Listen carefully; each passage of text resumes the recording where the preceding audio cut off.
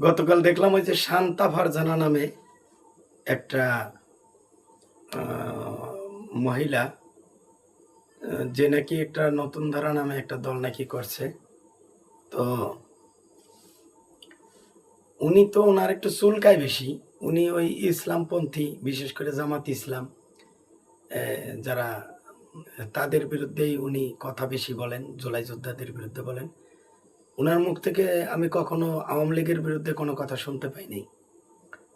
তো যাই হোক, তারপরেও মবের বিরুদ্ধে আমাকে যখন একাধিকবার মব করা হয়েছিল, এই এই শান্তা ফারজানারাও আমার পক্ষে দাঁড়ায় নাই, একটা বিবৃতি দেয় নাই, অথচ মানে থুতু চলে আসে, স্যাপ চলে আসে কথা বলতে বলতে।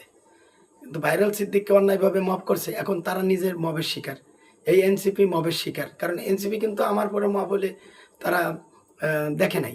সুতরাং এই মবের কারণে পুলিশ প্রশাসন বলেন, সরকার বলেন, এরা যখন দেখেও না দেখে, হ্যাঁ, তখন কিন্তু মানুষ হাতে বিচার নিজেরা তুলে নেয়, আর তখন এইটা মব সৃষ্টি হয়ে যায়।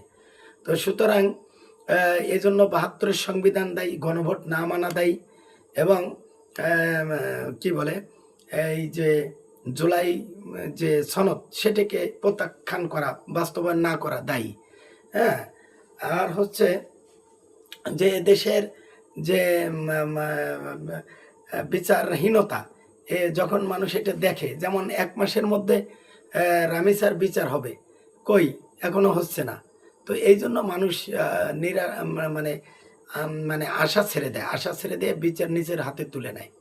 দেখছেন ওই যে ঘটনাটা, ওই যে মনে পড়ে না, ৩ সন্তান মায়ের মানে ইজ্জতের পরে হামলা হচ্ছে, তখন ঠেকানোর জন্য ৩ সন্তান কিন্তু প্রতিবাদ করে, এবং তারা আবার ইয়াও হয়, মানে কি বলে,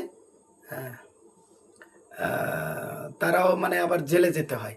তো যে দেশে মানে বিচার সবাইকে দিয়ে বিচার পায় না, হ্যাঁ, আর নিজেরা বিচার করলেও জেলে যেতে হয়, সে দেশে মহাভাবনাতে হবে কি ঘোড়ার ডিম।